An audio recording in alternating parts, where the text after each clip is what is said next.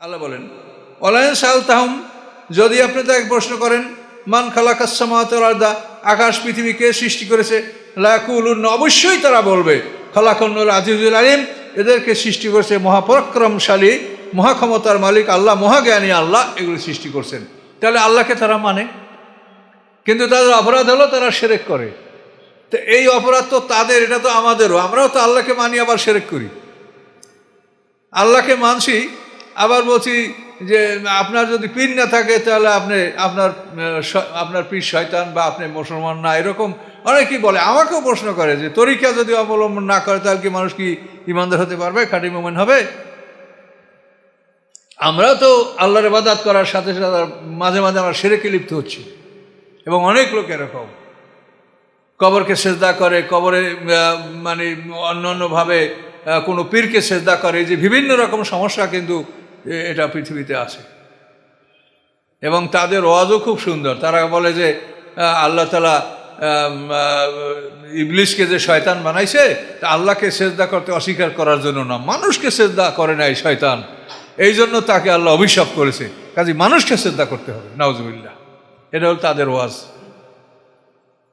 আল্লাহ তো ইবলিসকে কি বলছে, আদমকে সেজদা করতে বলছে, সম্মান দেখাতে বলছে। আল্লাহকে সেজদা না করার কথা তো ইবলিস বলে নাই, আদমকে সেজদা করতে অস্বীকার। তখন ওরা বলে যে আদমকে সেজদা করতে অস্বীকার করার জন্য ও শয়তান হয়েছে, কাজে তোমরা যদি পীরকে সেজদা না করো তা তোমরাও শয়তান হবা। নাউজুবিল্লাহ, এ হলো তাদের ওয়াজ। কোরআনের অপব্যবহার, কোরআনের বাঁকা অর্থ করা, এটা সম্পর্কে কোরআনে বলা আছে যে আমার কোরআনের বাঁকা অর্থ করে কারা, আমার থেকে তারা অগোচরে নয়, আমি তাদেরকে জানি যে কোরআনকে তুমি কোন অর্থে ব্যবহার করছো। কাজে কোরআনকে নিয়ে নানা খেলাধুলা চলছে। আবার সাধারণ মানুষরা বলতে সত্যিই তো আল্লাহ তো ইবলিসকে বলছে যে আদমকে সেজদা করো, তাহলে এই আদমকে সেজদা না করার কারণে সে কাফের হয়ে গেল, তাহলে মানুষকে সেজদা করা তো এটা আল্লাহই তো বলছে, তাহলে নাউজুবিল্লাহ মিন যালিক। এভাবে তারা কোরআনের অপব্যাখ্যা করছে। তো সমস্যাটা বোঝেন যে আল্লাহর ইবাদত করছি আমরা, এক আল্লাহর ইবাদত করব, এবং রাসূলের আনুগত্য এবং সিনিয়র সাহাবীদের আনুগত্য যেটা কোরআনে আল্লাহ বলছেন এর মধ্যে আমরা সীমাবদ্ধ থাকব। এর নিচে কাউকে অনুকরণ করতে আল্লাহ আমাদেরকে বলেন নাই। মাইয়ুতিল্লাহ ও রসুলা, যারা আল্লাহ এবং রাসূলের আনুগত্য করবে, ফাউলাইকা মাল্লাযিনা, তারা ওদের সাথে থাকবে। কাদের সাথে? আনআমা আল্লাহু আলাইহিম মিনান নবিয়্যিনা ওয়াস সিদ্দিকিনা ওয়াস শুহাদা ওয়াস সালিহিন ওয়া হাসুনা উলাইকা রাফিকা। কোরআন আয়াত। আয়াতের অর্থ হলো যে মাইয়ুতিল্লাহ ওয়া রাসূলা, আল্লাহ এবং রাসূলের আনুগত্য যারা করে, ফাউলাইকা, তারা, মাল্লাযিনা, ওদের সাথে থাকবে। কাদের সাথে? আনআমা আল্লাহু আলাইহিম, যাদেরকে আল্লাহ পুরস্কার দান করেছেন। তারা কারা? নবীন, সিদ্দিকিন, শুহাদা, সলিহিন। এদের সাথে থাকতে পারলে আর আমাদের কোনো ভয় আছে? আমরা তো 1 নম্বরে জান্নাত পেয়ে যাবো ইনশাল্লাহ। তো এদের সাথে থাকার জন্য আল্লাহ কি বলছেন? মাইয়ুতিল্লাহ ওয়ার রাসূলা, আল্লাহ এবং রাসূলের আনুগত্য করতে বলছেন। এই যে লোকগুলি নবীন, সিদ্দিকিন, শুহাদা, সালিহিন, এই যে এরা কিন্তু এদেরকে অনুকরণ করতে বলেন নাই, বলছেন আল্লাহ এবং তার রাসূলকে অনুকরণ করতে।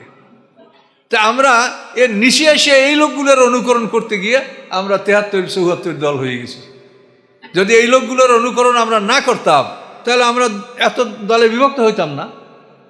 হ্যাঁ, এখন এই লোকগুলোর অনুকরণের কারণে আমরা বিভক্ত। এই আমার যে পীর, সে বলে এই আমার মুরিদরা খবরদার, তোমরা অন্য পীরের মাহফিলে যাবে না। আবার এই শোনো, আমার মুরিদরা যদি থাকো, আমার মুরিদ থাকতে চাও, অন্য কোনো পীরের মাহফিলে তোমরা যাবে না। দলকে তারা কিভাবে লালন পালন করছে দেখেন। অথচ আল্লাহ এটাকে মানে একেবারে সম্পূর্ণ নিষেধ করেছে। আল্লাহ ইসলাম ছাড়া অন্য কোনো কিছুকে আমি তোমাদের কবুল করব না। তাহলে আল্লাহ যেটা বলছে, আমরা কি চাই? যে আমরা নবীন, সিদ্দিকিন, শুহাদা, সলিহিন এদের সাথে যে আমরা হাসর ময়দানে থাকতে পারি, তাই না? তো এইটা থাকার জন্য আল্লাহ কি বলছে? মাইয়ুতিল্লাহ ওয়ার রাসূলা, আল্লাহ এবং আল্লাহর রাসূলের আনুগত্য যারা করবে। এখন আল্লাহর আনুগত্য কেমন করে করব সেটা আল্লাহ ফয়সালা দিয়ে দিয়েছেন। সেটা আল্লাহ বলছেন মাইয়ুতির রাসূলা ফাকাদ আতা আল্লাহ, রাসূলের আনুগত্য যারা করলো তারাই আল্লাহর আনুগত্য করলো। তাহলে এটারও ফয়সালা দিয়ে দিয়েছে। এটা আল্লাহ বাকি রাখে নাই যে আল্লাহর আনুগত্য কেমনে করবো, আপনার চিন্তা হইতে পারে। সেখানেও আল্লাহ পরিষ্কার হইতে মাইয়ুতির রাসূলা ফাকাদ আতা আল্লাহ। সূরা নিসা 80 নম্বর আয়াত। যে যারা রাসূলের আনুগত্য করলো তারাই আল্লাহর আনুগত্য করলো। তাহলে এখন এই রাসূলের আনুগত্য এবং তার সাথে আল্লাহ সিনিয়র সাহাবীদের কথা কোরআনে 2টা আয়াতে স্পষ্টভাবে উল্লেখ করেছে। এদের নিচের লোকদেরকে অনুকরণ করতে আপনি কার কথায় করছেন? এটা তো আমি কোনো দলিল পাচ্ছি না। কার কথায় আপনি তাদের অনুকরণ করবেন?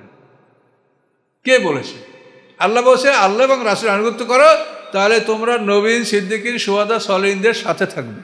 আর আমরা তাদের সাথে থাকতে পারলেই তো আমরা কামিয়াব বা 100% আমরা সাকসেসফুল। তাহলে আমাদের সমস্যাটা কোথায়? তাহলে এই লোকগুলোকে আপনারা অনুকরণ করিয়া দল সৃষ্টি করেন আর এমনভাবে বিভক্ত করেন, বাপরে বাপ, আমার মুরিদরা অন্য কোনো পীরের ওয়াজ শুনবে না, খবরদার, তাহলে তার ফয়েজ কাটিয়ে যাবে। কী ফয়েজ ওনাকে আছে আল্লাহই জানে, এগুলো আমরা বুঝি না। আমি কিন্তু তাসাউফের ছাত্র। বলবে যে উনি আপনি বোঝেন না, আমি এই যে এলেমে তাসাউফ যেটা সুফিবাদ, আমি কিন্তু ওটার ছাত্র, ওটা আমার সাবজেক্ট ছিল। কিন্তু আমি যে তাসাউফ বা সুফিবাদ পড়ছি তার মধ্যে এনাদের কোনো তরিকা আমার চোখে পড়ে না ইনশাল্লাহ। সেই জন্য বলছি যারা কি করে আমি বুঝি না। সেখানে ইবাদতের কতগুলো তরিকা বলা, এইভাবে ইবাদত করবে। তো এই জন্য আপনারা কোরআন থেকে এগুলা বোঝেন। আপনারা এই জুনিয়রদেরকে অনুকরণ করে করে দল সৃষ্টি করবেন না। এইভাবে সমাজে বিভিন্ন আলেমদের দল। আর আল্লাহ বলছেন মানুষ হলো 2 দল, মোমেন এবং কাফের। আল্লাহ ছাড়া কিছু বলছে? মোমেন কাফের, মানুষ হলো 2 দল। মরার পরে ইল্লিন সিজিন 2টা ঠিকানা, বিচারের পরে জান্নাত জাহান্নাম 2টা ঠিকানা। আর কি আছে? তাহলে মানুষ 2 দল।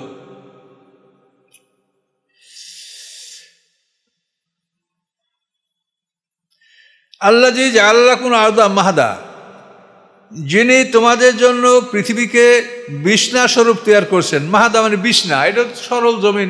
দেখেন কত মানুষ মাটির উপরে শুয়ে ঘুমাচ্ছে কত আরামে। হ্যাঁ, তো আল্লাহ বলেন এই পৃথিবীকে তোমাদের জন্য বিছনা হিসেবে আল্লাহ সৃষ্টি করেছেন। আমরা এটাকে একটু ডেভেলপ করে ব্যবহার করি, কিন্তু আল্লাহ তো আসলে সবার জন্যই বিছনা করেছেন, পশু পাখি মানুষ সবার জন্য। ও জাআলাকুম ফিহা সুবুলা, তোমাদের জন্য আল্লাহ পৃথিবীতে রাস্তা সৃষ্টি করেছেন চলার জন্য, বড় বড় রাস্তা, কত সুন্দর করে আমরা চলে যাচ্ছি। লাআল্লাকুম তাহতাদুন, যাতে করে তোমরা চলাফেরা করতে পারো। এখানে হেদায়েত মানেই রাস্তা পাওয়া, যাতে তোমরা সরল পথে চলাফেরা করতে পারো। এজন্য আল্লাহ তাআলা তোমাদের জন্য রাস্তা সৃষ্টি করেছেন। আর কি করেছেন?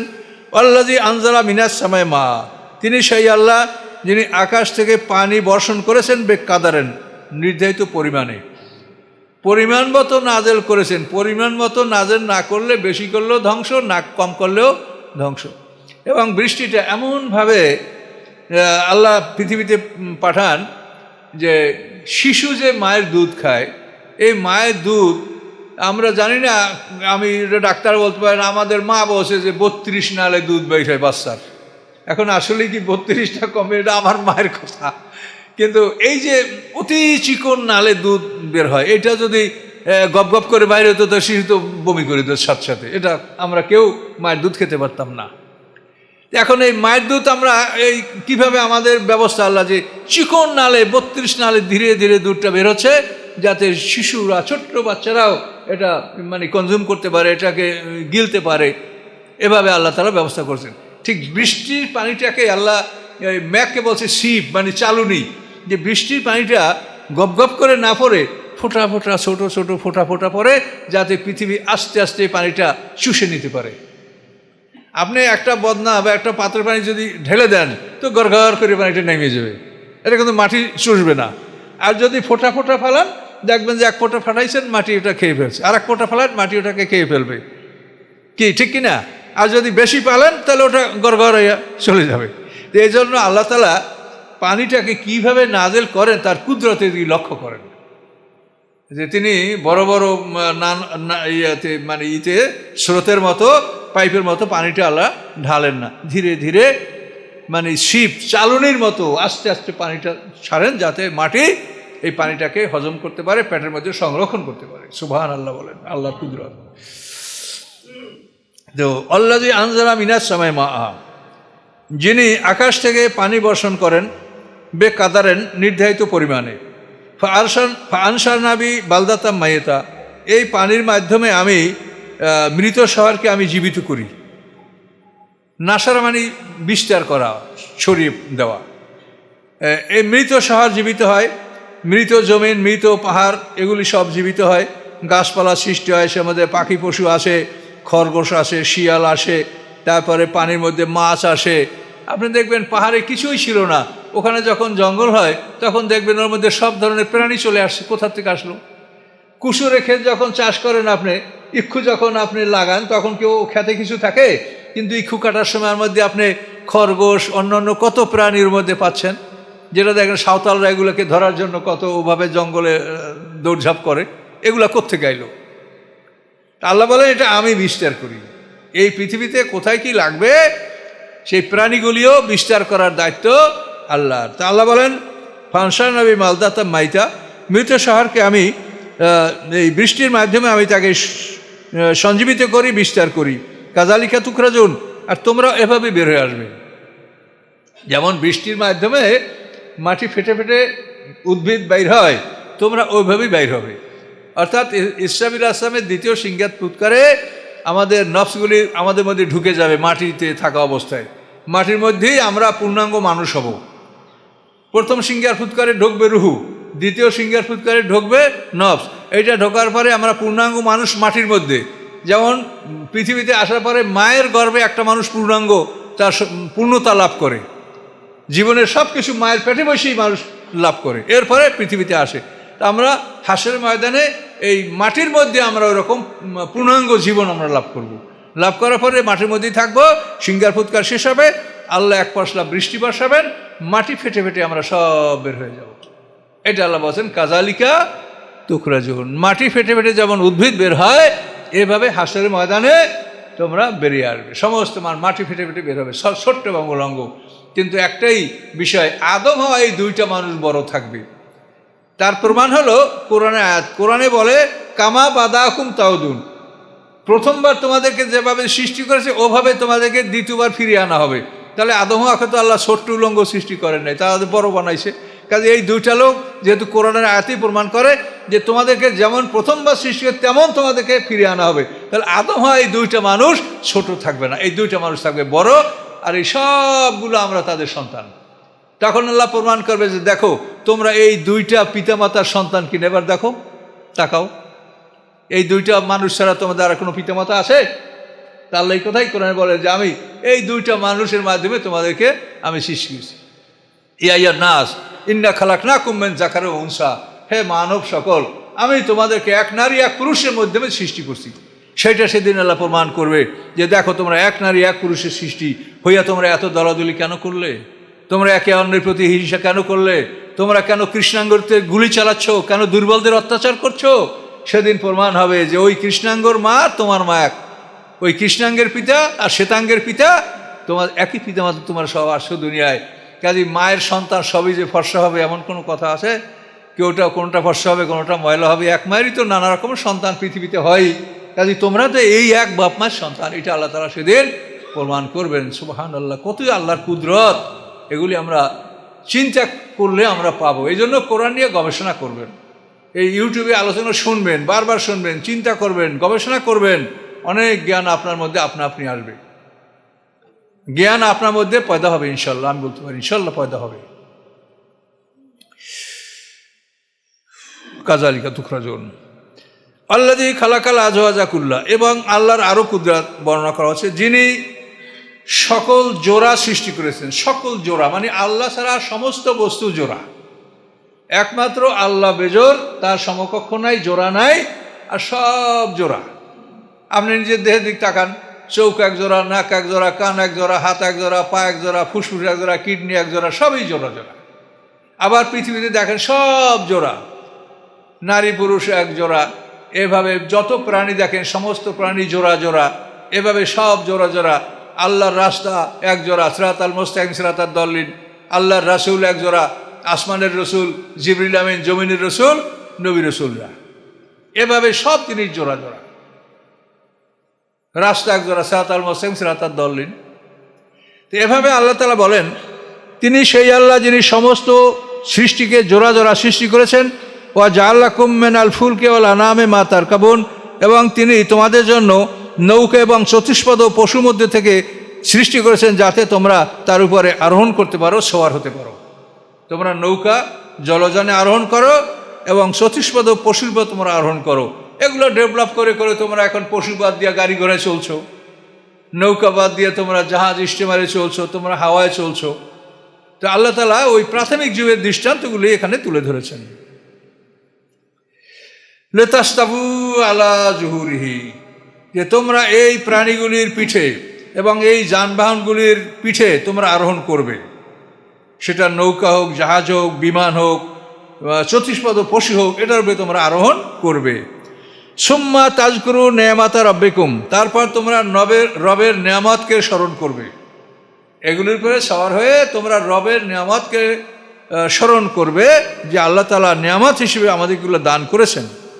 ইযা স্তাওয়াইতুম আলাইহি, যখন এই প্রাণীগুলি বা এই বাহনগুলির উপরে তোমরা যখন সওয়ার হবে, তখন তোমরা রবের নেয়ামতের শুকরিয়া আদায় করবে। ওয়াতাকুলু, এবং তোমরা বলবে, কি বলবে? সুবহানাল্লাযী সাক্খারা লানা হাযা ওয়া মা কুন্না লাহু মুকরিনিন, পবিত্রতা ওই আল্লাহর, যে আল্লাহ এগুলিকে আমাদের জন্য বাধ্য করে দিয়েছেন, তাবে করে দিয়েছেন, সাবসার্ভিয়েন্ট করে দিয়েছেন। ওয়া মা কুন্না লাহু মুকরিনিন, এগুলিকে আমরা বেঁধে পোষ মানাতে পারতাম না।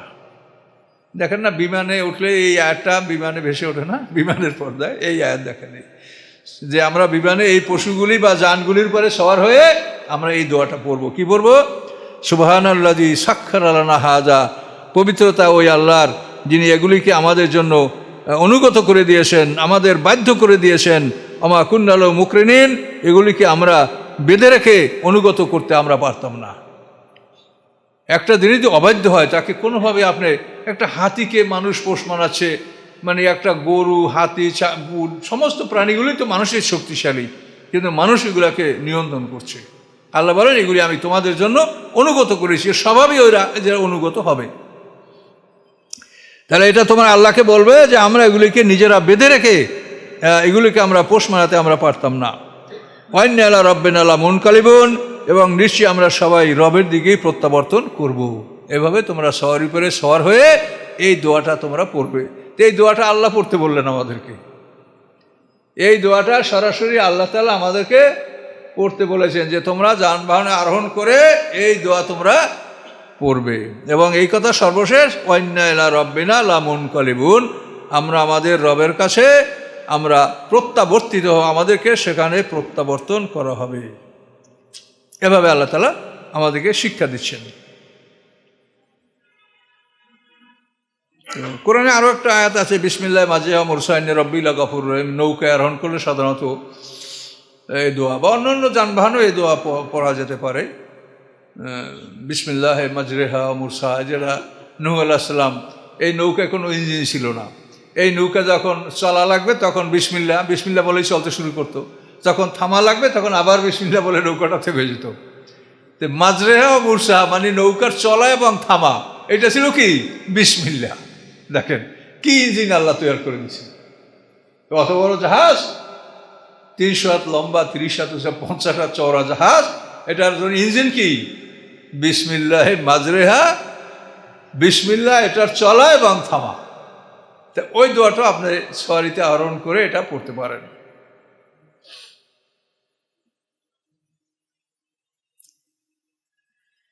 ওয়াজআলু লাহু মিন ইবাদি জুজান ইন্নাল ইনসানা লাকাফুরুম মুবিন। সময় শেষ না, আমাদের রুকুটাও শেষে আসে। তো ওয়াজআলু লাহু মিন ইবাদি জুজান, তারা আল্লাহর বান্দাদের একটা অংশকে আল্লাহর অংশ সাব্যস্ত করে। নিশ্চয়ই মানুষ হলো স্পষ্ট অকৃতজ্ঞ। আল্লাহর বান্দাদের এক অংশ, যেমন ঈসা আলাইহিস সালাম, উযাইর আলাইহিস সালাম, এদেরকে আল্লাহর অংশ বলে, আল্লাহর অংশ মানে তার সন্তান হয়তো অংশ, এটা সাব্যস্ত করে। আল্লাহ বলেন মানুষ স্পষ্টভাবেই তারা অকৃতজ্ঞ, এটা তাদের করা উচিত নয়।